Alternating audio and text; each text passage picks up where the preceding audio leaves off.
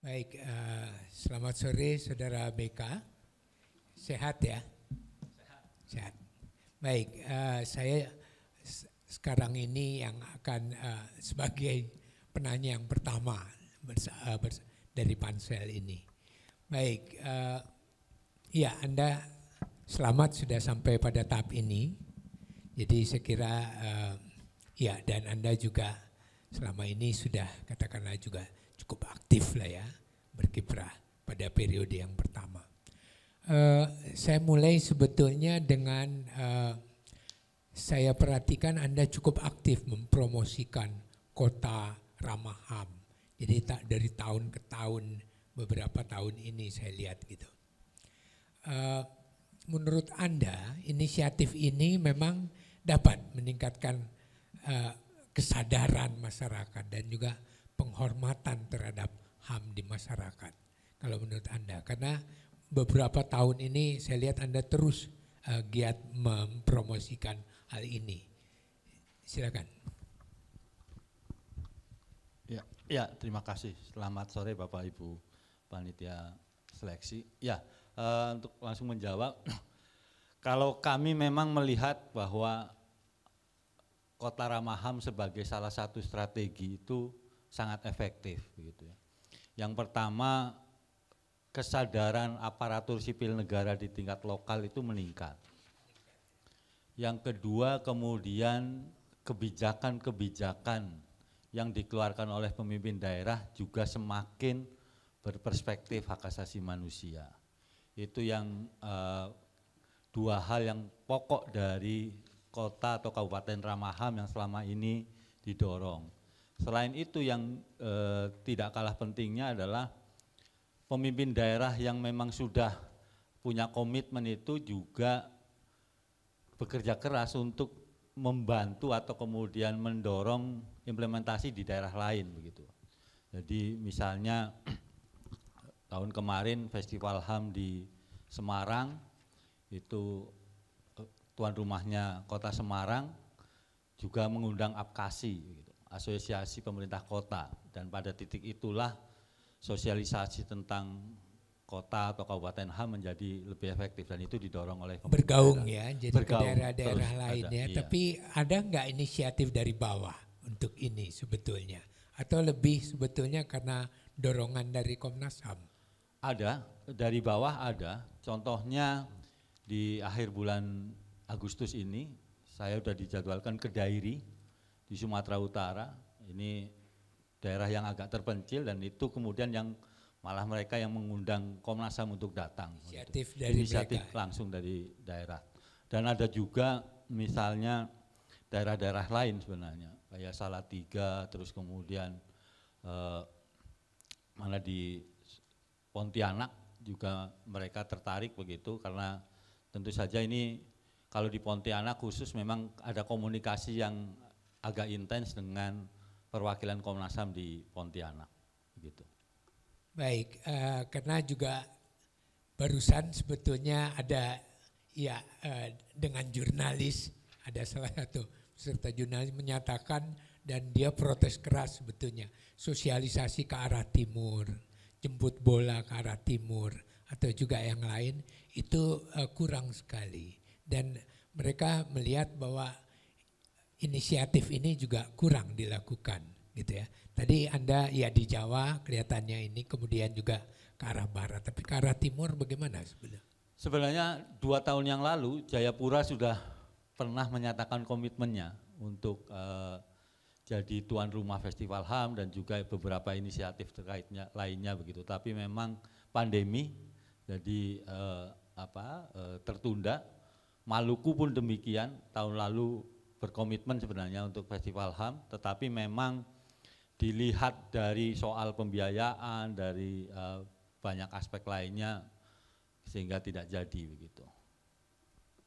Kemudian juga yang menarik tadi ya, jadi ya katakanlah juga kerjasama misalnya ya, kalaulah memang problemnya soal biaya, problemnya soal anggaran gitu, kenapa nggak ada upaya kerjasama misalnya dengan AJI atau juga dengan lembaga-lembaga media massa, dengan beberapa lembaga yang lain.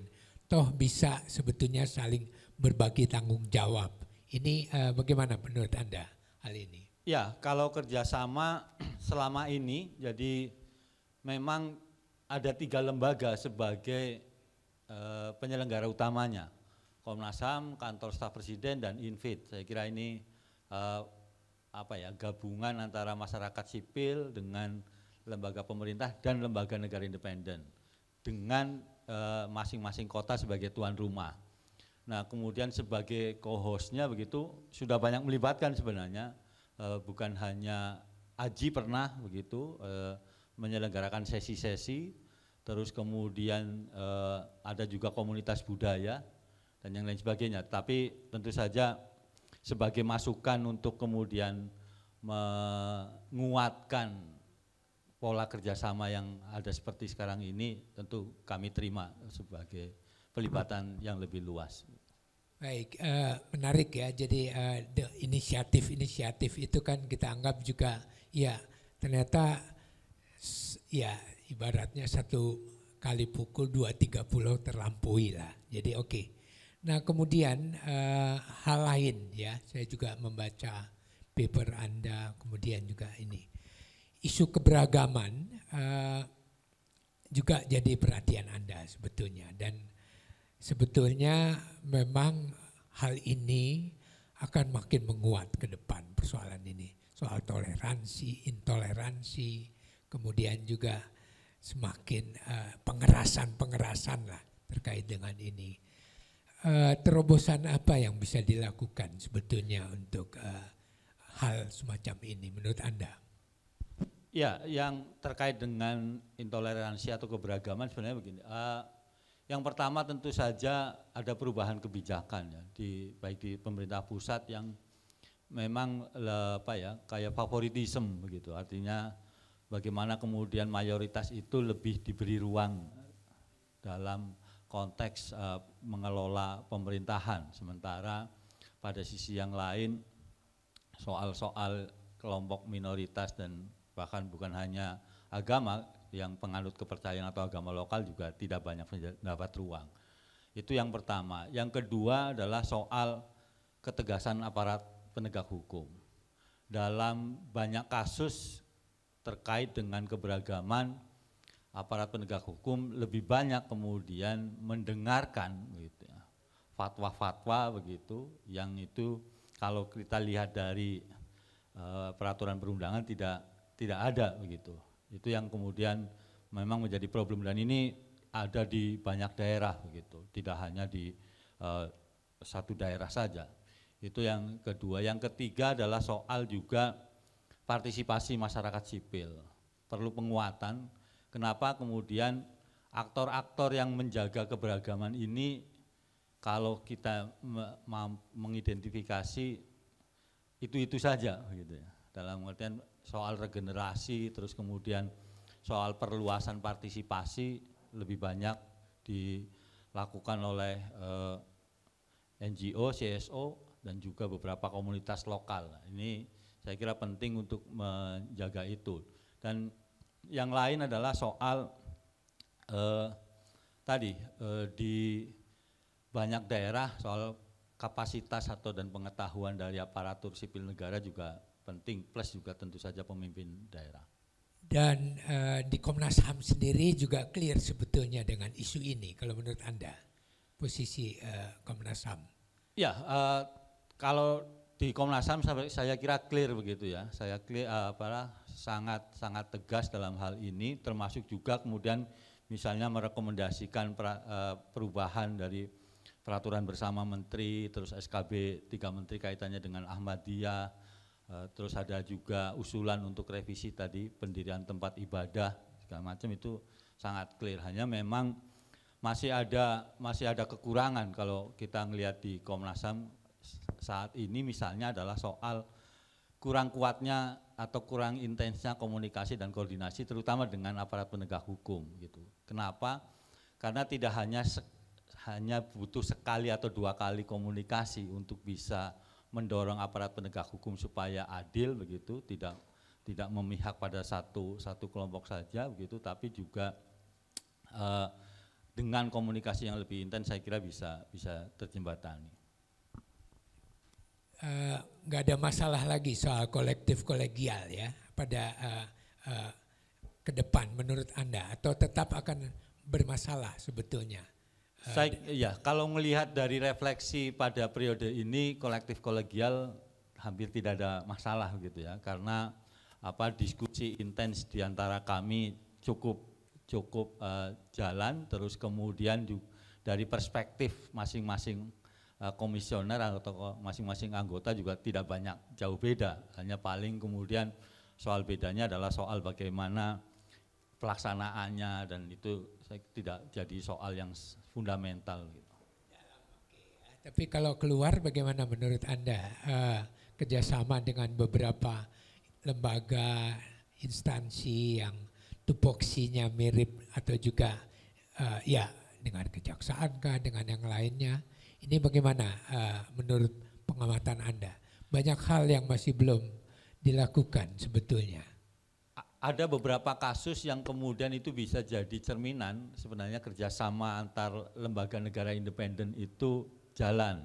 Misalnya dalam soal Ahmadiyah Lombok, kami kerjasama dengan Komnas Perempuan, kemudian KPAI untuk bersama-sama investigasi begitu di sana. Kemudian kasus Sunda Wiwitan, Komnas HAM juga kerjasama dengan Komnas Perempuan untuk menangani isu tersebut begitu. Jadi sebenarnya pun demikian terakhir misalnya Ahmadiyah di Sintang, kami koordinasi kerjasama dengan beberapa lembaga negara begitu untuk bisa menangani bersama-sama, termasuk juga dengan Kementerian Agama begitu, menangani kasus Sintang. Meskipun teknisnya tentu saja masih perlu perbaikan, terutama soal bagaimana kemudian memastikan pemerintah kabupaten begitu, karena tidak cukup dengan Kementerian Agama saja, Kementerian Dalam Negeri juga penting untuk diperkuat gitu, karena koordinasi atau dalam tanda kutip atasan langsung dari pemerintah daerah itu ada di Kemendagri, sementara Kementerian Agama tidak cukup kuat untuk ke sana gitu Pak. Oke, ini ada yang menarik dari riwayat hidup Anda, saya baca. Anda juga termasuk pembina ini Gus Durian sejak awal berdirinya atau bagaimana? Ini gimana ini? Anda bisa terlibat dalam di Gus Durian ini? Benar. Iya, memang sejak kurang lebih 9 tahun yang lalu saya aktif di Gus Durian, posisinya sebagai kayak steering committee. Steering committee ya. Kami di Gus Durian ini memanggilnya pawang begitulah. Pawangnya Gus Durian artinya orang-orang yang kemudian memang diberi tugas secara organisasi untuk merumuskan kebijakan strategis, termasuk juga bagaimana merespon situasi terkini begitu kalau memang butuh respon dari Gus Durian. Nah, bagaimana keterlibatannya? Sebenarnya Gus Durian ini kan didirikan oleh figur-figur atau individu-individu yang menjadi atau mendaku menjadi muridnya Gus Dur begitu. Baik murid secara langsung maupun murid secara tidak langsung. Nah, pada titik itu komunitas-komunitas kecil itu mendirikan Gus Durian, dan sekarang sudah lebih dari 120 komunitas lokal, dari 8 tahun lalu sekitar 1 atau 2 aja. Anda juga murid ideologis Gus Dur, begitu atau bagaimana? Ya pernah belajar dari Gus Dur. Saya kenal Gus Dur pertama kali tahun 95 atau 96, itu ketika Gus Dur mengisi pelatihan analisa sosial itu di Jawa Timur. Kebetulan saya kuliah di Jawa Timur, dan dari situlah kemudian perjumpaan dan juga beberapa kali ikut diskusi di Fordem begitu. Baik, kita lihat lebih dalam lagi sekarang Anda sebagai pribadi ya. Jadi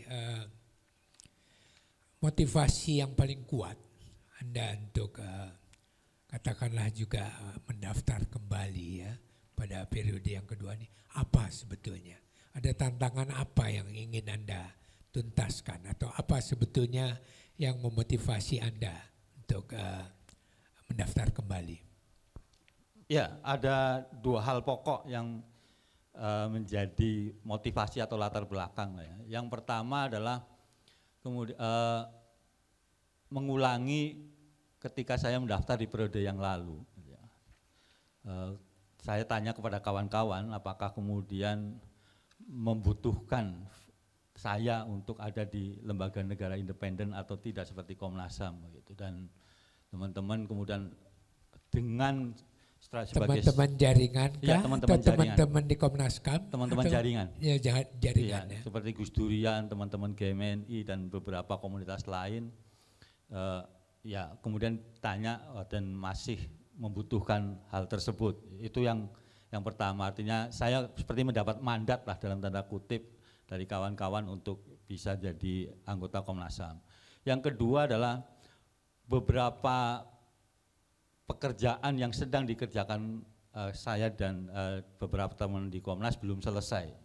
Misalnya soal Papua, terus penyelesaian pelanggaran HAM yang berat, kemudian juga bagaimana kelompok rentan dan minoritas plus agraria. Itu yang kemudian memang selama ini lebih banyak jadi konsentrasi saya begitu. Tapi itu jagungnya keras-keras sekali ya, soal Papua, pelanggaran HAM berat yang kasusnya juga udah lama sekali. Kemudian juga ini, 100 hari pertama apa yang akan Anda lakukan nanti sebetulnya? Kalau yang sudah terbayang di depan ini adalah soal dialog damai Papua, gitu ya. Terutama yang Papua, gitu. Artinya meneruskan. Saya dan beberapa Anda jadi bagian di Komnas sekarang iya, untuk itu? Iya, jadi saya dan 2 komisioner lain begitu, Pak Tovan dan Pak Anam, sekarang sedang mendorong inisiasi dialog damai Papua. Ketemu dengan beberapa kelompok, baik yang bersenjata maupun yang tidak bersenjata di Papua, termasuk juga bagaimana kemudian melobi atau kemudian menaikkan posisi soal dialog damai ini di level internasional begitu. Kebetulan 2 bulan yang lalu kami ke Jenewa ketemu dengan Komisioner Tinggi HAM PBB untuk menyampaikan inisiatif ini, dan Madam Michelle Bachelet mendukung inisiatif ini dan kemudian bahkan berkomitmen untuk memberikan technical assistance dari PBB untuk inisiatif ini. Jadi itu yang terbayang di ketika bilang 100 hari ke depan. Terus yang kedua adalah soal penyelesaian pelanggaran HAM yang berat. Saya kira Komnas juga akan memantau bagaimana proses pengadilan HAM. Saat ini kan untuk Paniai sudah sampai ke pengadilan, sedang seleksi hakim ad hoc-nya dan bahkan sudah ada. Terus meluaskan soal layanan terhadap korban, gitu ya, layanan korban. Selama ini korban-korban pelanggaran HAM yang berat lebih banyak untuk 65, korban peristiwa 65, dan saat ini sudah mulai meluas, misalnya ada Petrus juga mulai dilebarkan begitu layanannya, memberikan surat keterangan korban. Terus Talang Sari, minggu kemarin dari Talang Sari sudah ada 100 korban Talang Sari yang diberi komitmen oleh pemerintah provinsi untuk sebagai bagian dari pemulihan korban itu, dan ada juga 65 yang di Bali, terus di beberapa daerah lain juga mulai tersentuh begitu. Sudah ada beberapa jadwal yang memang harus diselesaikan. Oke, baik. Sekira waktu saya sudah hampir habis. Kalau Anda lihat tantangan yang paling berat sebetulnya untuk Komnas HAM ya sebagai lembaga, sebagai ini, karena Anda juga sudah melihat selama 5 tahun ini apa sebetulnya yang membutuhkan energi besar sebetulnya untuk dihadapi bersama-sama. Kira-kira apa menurut Anda?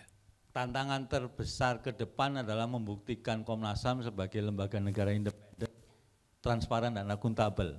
Artinya semakin dipercaya oleh publik untuk kalau ada kasus-kasus besar memang kemudian bisa tetap independen begitu. Sekaligus juga bagaimana proses-proses yang ada juga diketahui oleh masyarakat, bukan dalam kerangka mencoba untuk membuat suasana menjadi lebih gaduh, tapi sebagai bagian dari transparansi dan akuntabilitas itu. Kira terima kasih Saudara BK. Saya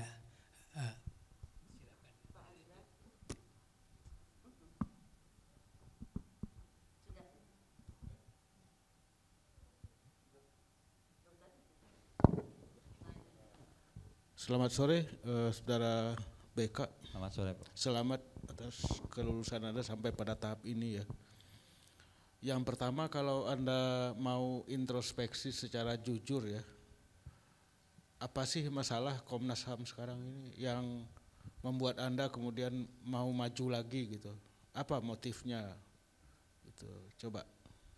Ya, saya kira kalau secara jujur kepercayaan publik kepada Komnas belum terlalu tinggi begitu ya.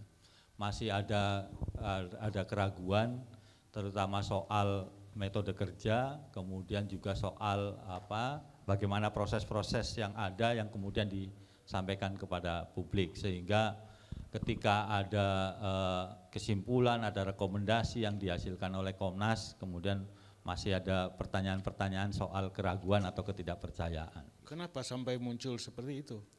Pandangan seperti itu, persepsi seperti itu kenapa sampai muncul? Saya kira kalau pertanyaan kenapa sampai muncul seperti itu ya, yang pertama tentu saja karena Komnas HAM ataupun rekomendasi-rekomendasi, temuan dan fakta itu tidak ada di ruang kosong begitu, apalagi kemudian sekarang semua publik bisa menyampaikan pendapat opininya gitu dengan melalui sosial media, melalui hal yang lain begitu. Yang lainnya juga begini, ada soal kerjasama begitu ya, kerjasama dalam pengungkapan kasus-kasus yang memang harus membutuhkan kerjasama dengan pihak lain, keterbukaan pihak lain, dan ini yang saya kira masih pihak penting. Lain itu siapa? Misalnya kepolisian, pemerintah daerah kalau nangani kasus begitu, atau juga militer kalau ada kasus-kasus yang terkait dengan fungsi-fungsi dari TNI. Sekarang ini kelihatannya Komnas HAM itu sangat dekat dengan kepolisian dan bahkan banyak kritik juga di publik dan juga sampai ke kita bahwa Komnas HAM ini dalam kasus Sambo itu terlibat terlalu jauh. Menurut Anda bagaimana itu? Apa justifikasi keterlibatan itu? Ya, sehingga bisa menepis pandangan yang negatif dari publik itu. Ya, terkait dengan kasus yang saat ini sedang ditangani, kebetulan saya juga terlibat bersama 2 orang komisioner lain. Sebenarnya kalau dari kami standar kerja yang ada itu selalu tetap begitu ya. Kami itu berangkat justru ketika memulai penyelidikan itu berangkat dari keluarga Brigadir J, itu artinya kalau dalam hal ini adalah korban begitu, tidak berangkat dari apa yang dihasilkan atau diumumkan oleh kepolisian. Itu yang pertama.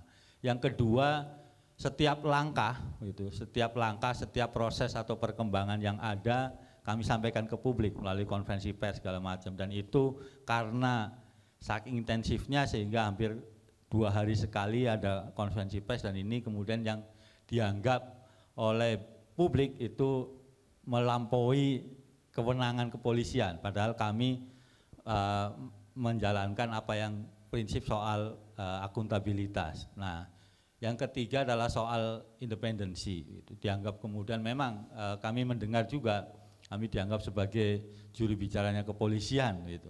Hanya karena terlalu sering menyampaikan perkembangan yang ada. Tapi ya tentu saja itu kami hormati persepsi itu gitu. Kita ya tidak itu bisa. Yang terakhir itu seolah-olah jadi jubir kepolisian gitu kan. Anda sendiri juga mengakui. Jadi apa yang harus Anda lakukan selanjutnya, karena kasus ini masih terus berlanjut supaya Komnas HAM jangan terlalu mendapat persepsi yang semakin jelek dari publik.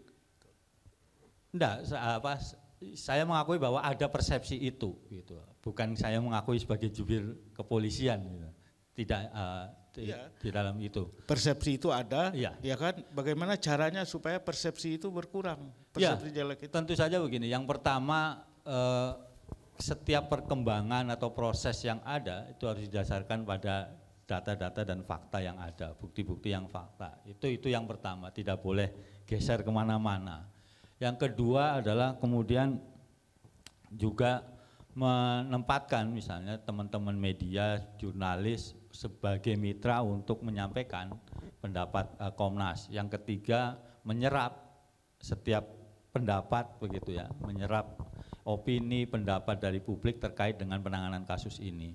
Yang lainnya saya kira sebenarnya Komnas HAM memang sudah punya MOU dengan kepolisian gitu ya. Untuk pertama ada dua yaitu terkait dengan pemajuan, ini pelatihan-pelatihan untuk riset dengan kepolisian. Terus yang kedua soal kerjasama untuk penanganan kasus gitu. Misalnya ada kasus yang melibatkan kepolisian segala macam, itu juga bisa bedah kasus bersama. Terus kemudian juga nantinya apapun rekomendasi Komnas dijalankan oleh kepolisian. Sebetulnya sekarang ini yang menjadi prioritas Komnas HAM ini menjelang berakhir, apakah penyelesaian ikut dalam penyelesaian kasus Sambo ini atau ada hal yang lain yang mungkin lebih mendasar gitu ya, karena masalah pelanggaran HAM itu masih terjadi di mana-mana kan, bukan hanya Sambo tapi juga yang lain. Gimana itu? Ya, terkait dengan kasus Pak Sambo tentu saja Komnas HAM tidak ikut dalam soal pro justisia gitu. Artinya ini kan penyidik sudah berjalan, sudah ada penetapan tersangka segala macam. Komnas HAM hanya memastikan bagaimana kemudian hak-hak korban, hak keluarga korban terpenuhi, dan untuk memastikan itu tentu saja soal konstruksi peristiwa, terus kemudian bukti-bukti yang ada harus kuat sehingga ketika memantau proses hukum yang ada juga lebih jelas. Itu yang pertama. Yang kedua, terkait kasus-kasus lain juga masih dalam penanganan Komnas, saya kira. Saya 2 minggu yang lalu ketika sudah mulai rame kasus Sambo, saya juga ke Maluku untuk nangani pengungsi akibat konflik sosial, konflik adat di Maluku Tengah, di Pulau Haruku. Ada sekitar 1.200 pengungsi akibat konflik sosial antara negeri Kariu dengan Pelau gitu, dan ini juga jadi penanganan. Yang lain masih juga menangani untuk korban-korban pelanggaran HAM. Jadi soal kasus-kasus itu juga masih tetap ditangani begitu. Paling tidak yang saya tangani secara langsung. Cukup. Oke, terima kasih. Beka, saya lanjutkan ya. Sebagai incumbent ya, sudah 5 tahun selama ini, posisinya koordinator subkom pemajuan ya, dan komisioner pendidikan dan penyuluhan. Saya ingin fokus ke sana karena kasus tak henti-hentinya, dan sebenarnya mandatnya Komnas HAM ada yang pemajuan juga gitu. Nah, dari 5 tahun yang saya ingin punya gambaran tentang grand strategy soal pemajuan. Artinya 5 tahun sudah berjalan, apakah BK mendapatkan insight gitu tentang peran pemajuan atau pendidikan dan penyuluhan ini di dalam menjalankan mandatnya Komnas HAM itu perlu dijalankan seperti apa dalam konteks kekinian kita ya, dengan kasus yang bertubi-tubi dan tidak selesai-selesainya krisis di mana-mana. Tapi perannya pemajuan dan Dikluh ini seperti apa? Dan kedepannya kalau kita, karena ini peluang istimewa gitu, karena BK punya 5 tahun dan akan kalau terpilih akan punya 5 tahun lagi. Jadi ini 10 tahun nih. Insight itu penting sekali untuk ke depan. Jadi apa yang akan Anda sampaikan kepada siapapun yang nanti pegang subkom pemajuan tentang strategi yang penting untuk ke depan? Terima kasih. Ya, ada 2 strategi utama. Yang pertama adalah bagaimana kemudian nilai dan prinsip hak asasi manusia itu dijadikan platform dasar dari ketika ngomong sistem pendidikan nasional di Indonesia. Kurikulum, terus kemudian baik kurikulum untuk peserta didik, anak sekolah maupun juga kurikulum dari aparatur sipil negara. Karena aparatur sipil negara penting begitu, sangat penting untuk dijadikan salah satu aktor utama dari pemajuan hak asasi manusia. Itu yang pertama. Yang kedua adalah soal bagaimana memanfaatkan platform-platform media sosial gitu, untuk penyebaran wawasan HAM di kalangan yang lebih luas, terutama menjangkau anak-anak muda sekarang gitu. Dan kami saat ini sudah mulai kelihatan jalannya begitu. Misalnya sebagai contoh 2 minggu yang lalu ada diskusi di platform Twitter begitu dengan beberapa akun Twitter yang populer. Ini langsung diikuti oleh 2.000 orang pesertanya, diskusi, mendengarkan langsung 2 jam live begitu. Dan kemudian ada sekitar 1.500-an orang yang kemudian mengakses rekaman diskusinya. Jadi dalam waktu yang paling selama 3 hari sudah ada 3.500 orang yang kemudian bisa mengakses diskusi tersebut. Dan ini saya kira kedepannya dengan kreativitas begitu dan juga pendekatan hak asasi manusia yang melalui budaya segala macam itu bisa jadi lebih efektif dan tidak hanya kaku begitu, tidak hanya dalam pengertian kurikulum saja, terus kemudian cara penyampaiannya juga sangat monoton seperti guru, tapi juga bisa memanfaatkan soal pendekatan budaya sebagai sarana pemajuan hak asasi manusia. Oke, yang di ruang budaya cukup lumayan ruang gerak kita cukup banyak ya, tapi soal kurikulum mungkin lebih alot, apalagi ini kurikulum untuk bukan di sekolah-sekolah pun itu dinamika kebijakan tentang kurikulum sekolah cukup penuh dinamika juga, apalagi di aparatur sipil negara. Ada strategi tertentu yang dijalankan untuk soal perubahan kurikulum? Ya, misalnya dengan Kementerian Pendidikan dan Kebudayaan, sebenarnya setiap pusat kurikulum atau Irjen, Inspektorat Jenderal dari Kementerian Pendidikan dan Kebudayaan kalau ada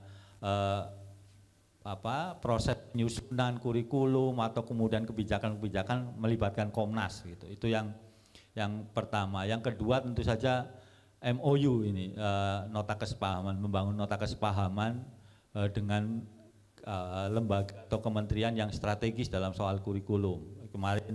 Minggu kemarin misalnya dengan lembaga administrasi negara, itu kami sudah menjajaki untuk adanya peluang MOU, dan MOU ini bukan hanya sekedar MOU tapi juga bagaimana memasukkan materi hak asasi manusia di level dasar, pengetahuan dasar di dalam seperti pendidikan mereka gitu sebelum jadi ASN, seperti pelatihan-pelatihan dan atau kurikulum pendidikan lainnya itu sudah ada dan itu terbuka lebar, sudah ada komitmen itu, sehingga saya kira tinggal formalisasi. Dan ini juga berlaku untuk sekolah-sekolah lain dengan SPN misalnya, dengan sekolah polisi negara sudah ada juga, kami sudah ada rencana untuk memberikan pelatihan soal dasar-dasar hak asasi manusia kepada instruktur-instruktur di SPN di 31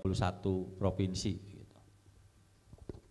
Oke, satu lagi area yang sudah disampaikan oleh BK di makalahnya. Ini soal strategi pemajuan khususnya di tingkat lokal, tingkat daerah, kabupaten, kota. Anda menyatakan perlu ada inovasi. Boleh disampaikan kepada kami analisis, karena ini ada infrastruktur yang bisa sampai ke daerah, infrastrukturnya Komnas HAM dengan perwakilan daerah, juga ada Ranham daerah ya. analisis BK sendiri terhadap infrastruktur untuk mendorong pemajuan HAM di tingkat lokal, itu apa assessment-nya dan bagaimana Komnas HAM bisa memainkan perannya untuk ke depan? Ya, terkait dengan kantor perwakilan gitu ya. Saya kira perlu mendorong peran pemerintah provinsi sebagai kepanjangan tangan pemerintah pusat untuk lebih berperan begitu ya. Supaya daerah-daerah ini terjangkau gitu. Kalau mengandalkan pemerintah pusat saja saya kira masih kurang, itu yang pertama. Yang kedua, di level kabupaten kotanya sendiri saya kira banyak sekali ASN muda begitu yang inovatif begitu, tapi memang ruangnya masih agak terbatas gitu ya. Nah, Komnas HAM harus mampu mendorong ASN muda yang ruangnya terbatas itu untuk bisa lebih diberi ruang oleh pemimpin daerahnya, sekaligus juga mengembangkan inovasi-inovasi yang ada. Ini kalau kita memanfaatkan perwakilan. Yang lain saya kira jejaring dengan masyarakat sipil itu juga jadi penting begitu. Karena apa? Belum banyak organisasi masyarakat sipil yang kemudian melihat bahwa peran strategis dari pemerintah kabupaten kota dalam soal pemajuan hak asasi manusia itu. Sementara problem-problem atau kalau dilihat dari pengaduan Komnas, pemerintah daerah itu lembaga nomor 3 paling banyak diadukan ke Komnas. Nah, ini kan melihatnya harus strategis, dan pada titik itu kerjasama dengan organisasi masyarakat sipil itu menjadi keharusan, menjangkau lebih banyak lagi dengan keterbatasan sumber daya yang ada di Komnas. Saya kira itu. Ranham menurut Anda seperti? Ya, ada Ranham ini juga saya kira di banyak sisi ada keterlibatan Komnas, hanya memang perlu pembumian begitu. Karena kenapa? Karena ada sisi soal penanganan kasus ini yang kemudian harus agak dijembatani, bagaimana kemudian Ranham ini mampu hadir sebagai standar dari soal penanganan kasus-kasus yang ada di daerah-daerah. Kalau dalam soal pemajuan itu saya kira sudah banyak kemajuannya, hanya menjembatani bagaimana standarisasi penanganan kasus di level daerah dengan Ranham daerah.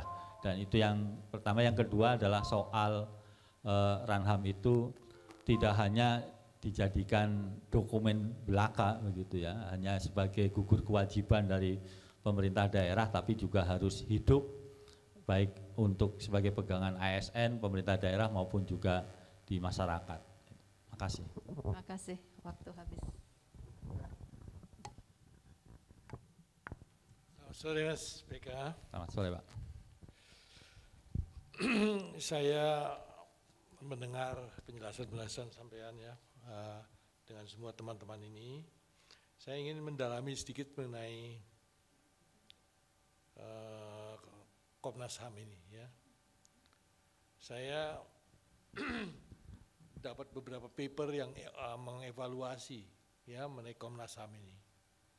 Antara lain saya baca pelan-pelan ya.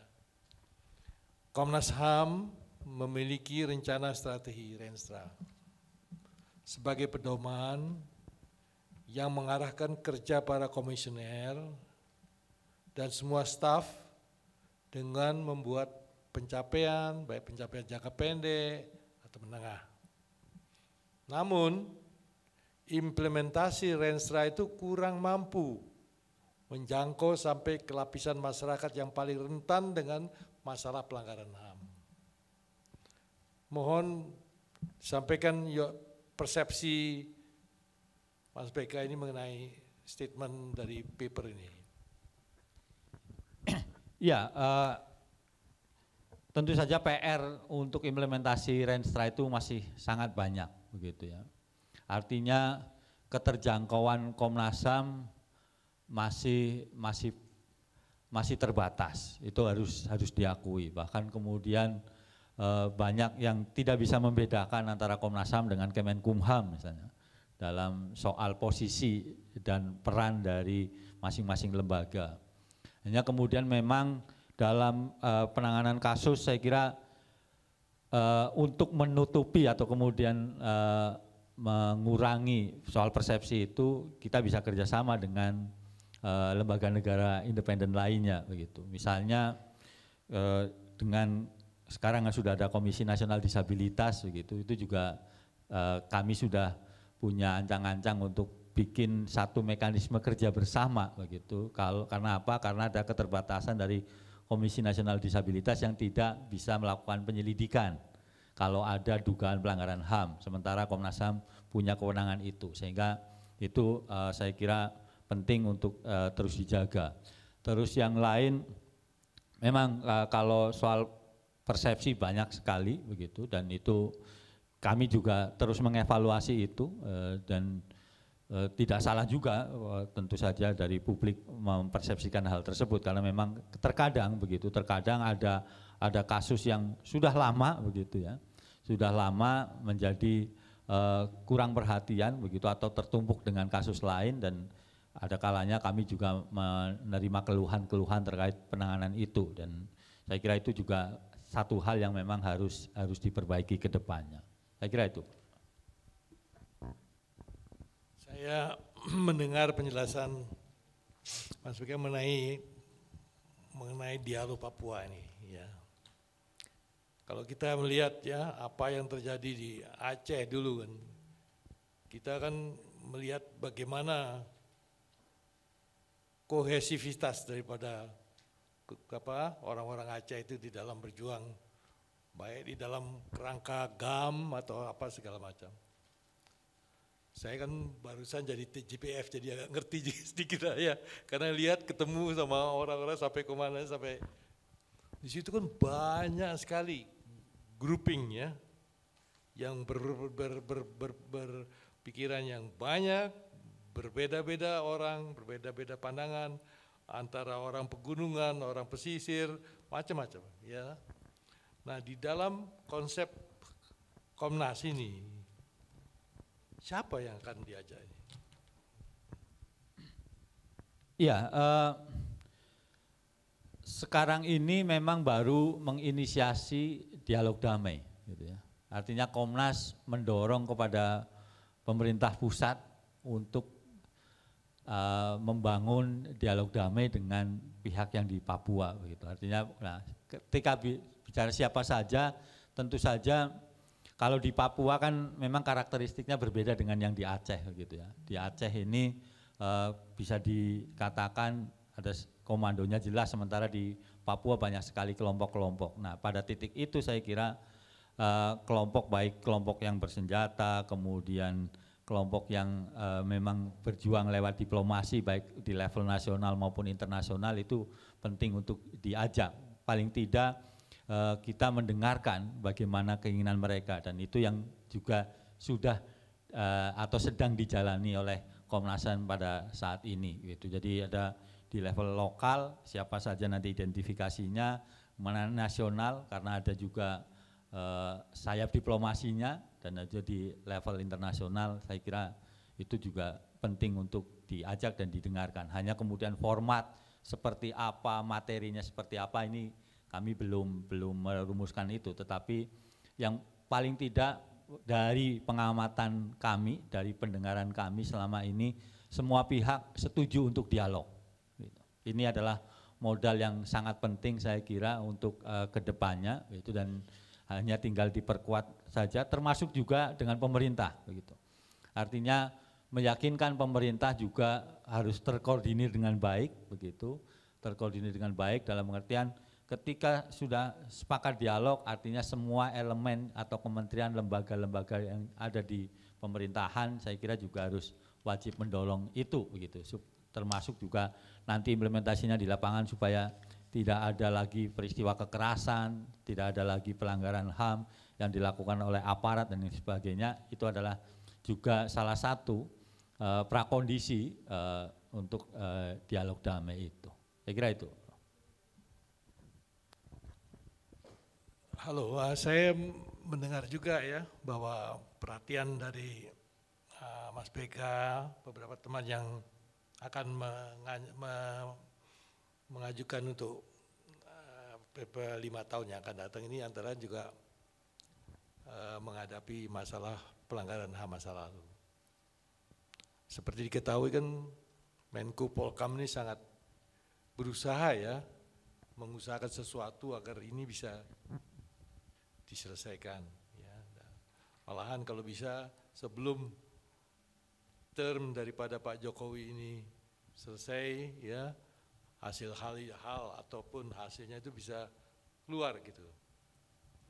Melihat masalahnya yang sedemikian pelik dan kompleks ini, menurut sampean itu apa kira-kira hal itu menjadi mungkin? Apakah hal ini menjadi sesuatu hal yang sulit dilaksanakan atau bagaimana menurut pandangan Anda?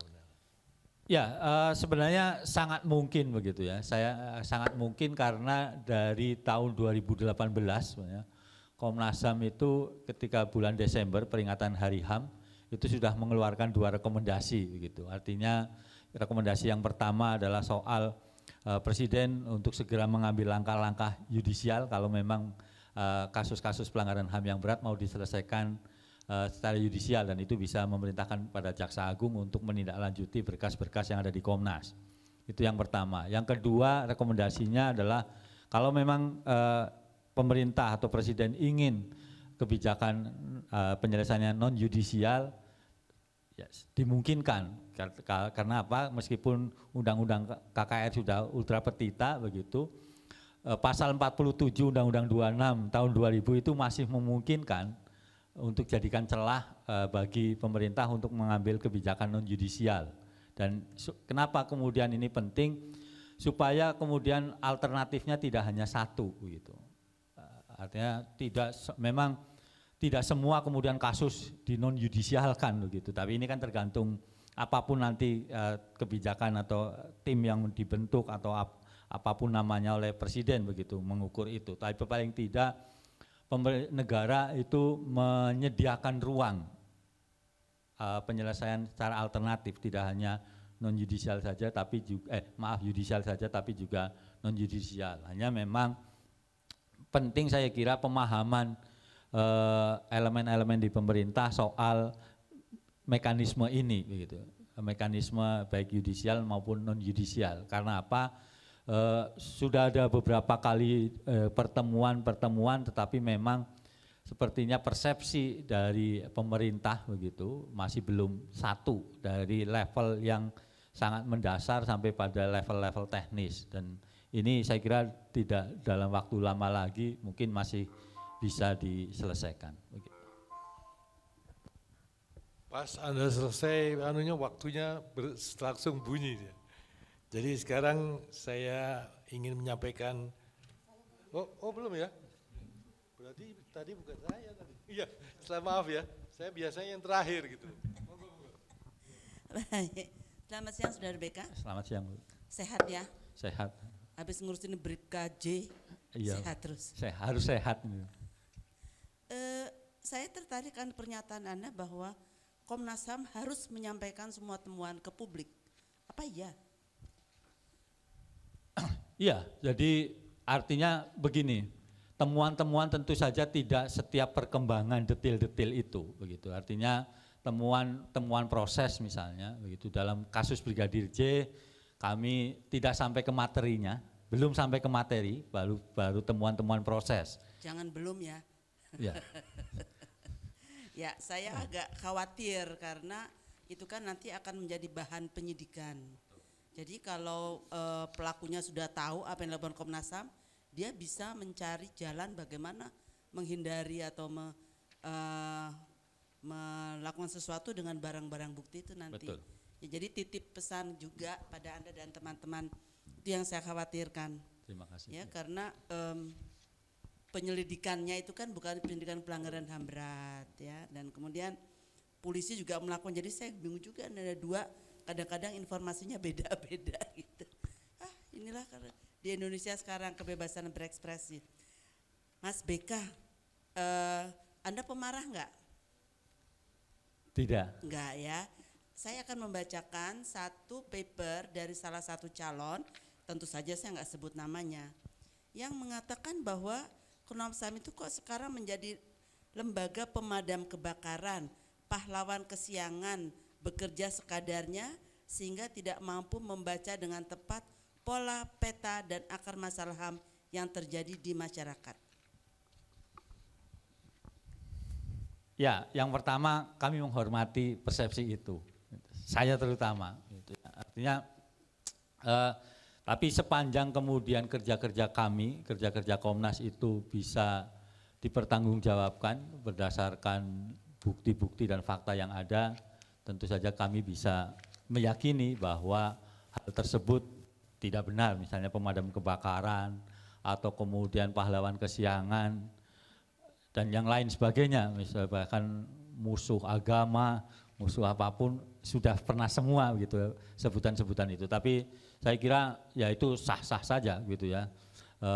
Netizen apalagi begitu dengan segala keunikannya begitu, dan itu yang kami jaga, saya kira soal transparansi dan akuntabilitas itu yang harus bisa kami pertanggungjawabkan. Ya, cuma kalau dalam penyelidikan nggak usah transparan itu ya. Itu bahaya itu nanti. Oke, Anda kan sudah 5 tahun ya di Komnas HAM ya. Betul. Dan sekarang Anda running lagi. Menurut Anda apa sih capaian terbesar atau Anda merasa belum tuntas melaksanakan apa yang Anda mimpikan itu di Komnas HAM? Ya, kalau capaian terbesar menurut saya adalah Komnas HAM saat ini semakin dalam tanda kutip diperhitungkan atau posisinya semakin kuat begitu ya. Dalam beberapa kasus misalnya atau seperti sekarang ini Brigadir J begitu, ini kan pada satu sisi menjadi diskusi kami di internal bagaimana menanganinya, tapi di sisi yang lain seperti Presiden, Pak Menko Polhukam, Kapolri langsung mention Komnas gitu. Saya kira ini kan juga bisa jadi salah satu indikator bagaimana menguatnya posisi Komnas. Itu yang kedua. Yang ketiga adalah soal begini, ya kekurangannya tentu saja karena masih banyak hal yang warisan-warisan lah, termasuk warisan saat ini belum selesai gitu ya.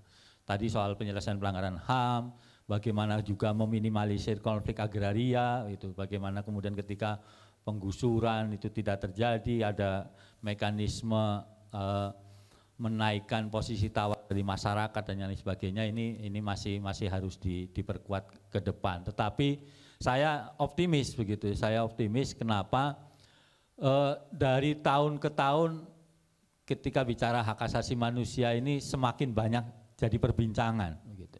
Jadi perbincangan terlepas dari keliru atau benarnya perbincangan tersebut kalau dari prinsip dan standar hak asasi manusia, tapi hak asasi manusia jadi perbincangan banyak orang gitu. Oke. Mungkin boleh spesifik nggak yang Anda rasa sebagai kontribusi utama Anda selama 5 tahun ini pada Komnas HAM? Ya, yang pertama mungkin mengenalkan Komnas ke khalayak lebih luas gitu ya.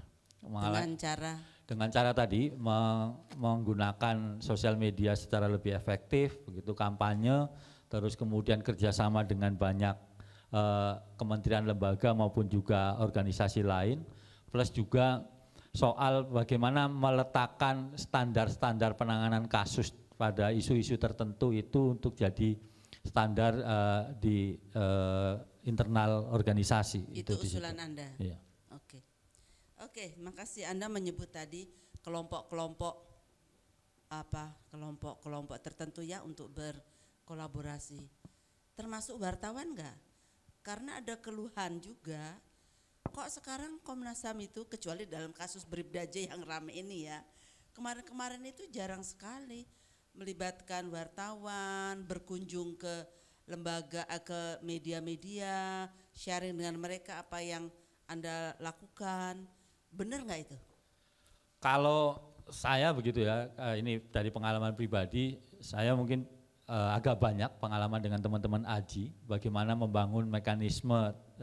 Saya itu BK atau Komnas HAM? BK. Jadi bukan Komnas HAM-nya? Enggak, saya sharing saya pribadi terlebih dahulu. Oh, jadi, okay.